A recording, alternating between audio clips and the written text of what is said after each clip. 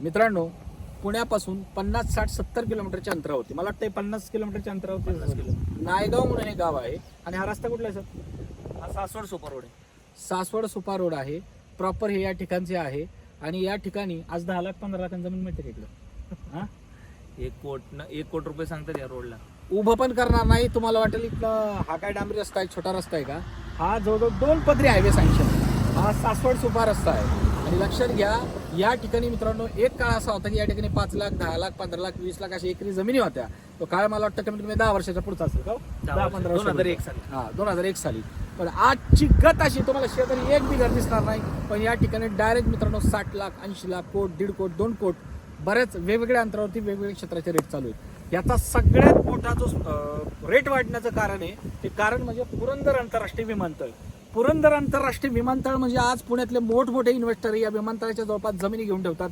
10 acre 20 acre 50 acre 100 acre. शेतकरी आज जमीन विकायला सुद्धा मागत नाही. तर लक्षात ठेवा, हे जे भाव आहेत जमिनीच्या आकाशाला भिडत चाललेत. आणि या ठिकाणच्या काही शेत जमिनी येणार आहे. तुम्हाला जर भविष्याच्या दृष्टीने या ठिकाणी गुंतवणूक करून ठेवायची असेल, पुण्यापासून अगदी 50, 60, 70 किलोमीटरच्या अंतरावरती एक क्षेत्र असतील.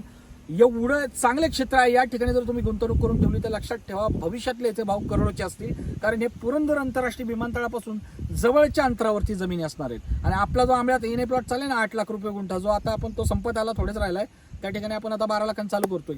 जर एअरपोर्टची भिंत जरी चालू झाली ना, काम जरी चालू झालं, त्या ठिकाणी मित्रांनो तुम्हाला 30-35 लाखांनी सुद्धा एन ए प्लॉट मिळेल की नाही हे सांगणं मुश्किल राहील. कारण की ते पुरंदर आंतरराष्ट्रीय विमानतळ म्हटलं भारतातलं सगळ्यात मोठं एअरपोर्ट आहे. भारतातील कार्गो एअरपोर्ट आहे. भारतातील सर्वात मोठे एअरपोर्ट आहे. त्यामुळे जे नशीबवान असतील त्यांना प्लॉट जमत असेल तर प्लॉट घ्या. ज्याला जमीन जमत असेल, ज्याचं बजेट असेल जमीन घ्यायचं, त्याने बिंदास या ठिकाणी जमीन घेऊन ठेवा. निश्चित 100% तुमचा फायदा होईल. आता आपलं गाव एअरपोर्ट पासून 9 किलोमीटरच्या अंतरावर आहे का? हा, नायगाव. ते रेड झोनच्या बाहेर आहे आणि तिथं ते क्षेत्र आलेले आहे. का? तिला जमिनी विकत बी नाही आणि विकले ना दोन म्हणजे रेट 60, 70, 80, 90 असे रेट असतात. त्यामुळे वेळेत इन्व्हेस्टमेंट करा. या ठिकाणी काळ्या भोरबागेत जमिनी घेऊन ठेवा. भविष्याच्या दृष्टीने कुठेही क्षेत्र मिळून डोळे झाकून घ्या. एअरपोर्टच्या जवळ भविष्यात याचे भाव करोडोनीच वाढलेले असतील. तर या लवकरात लवकर त्या जमिनी येतील ते व्हिडिओ मी तुमच्यापर्यंत पोहोचेल. चॅनलला सबस्क्राईब करून टाइम बेल आयकॉन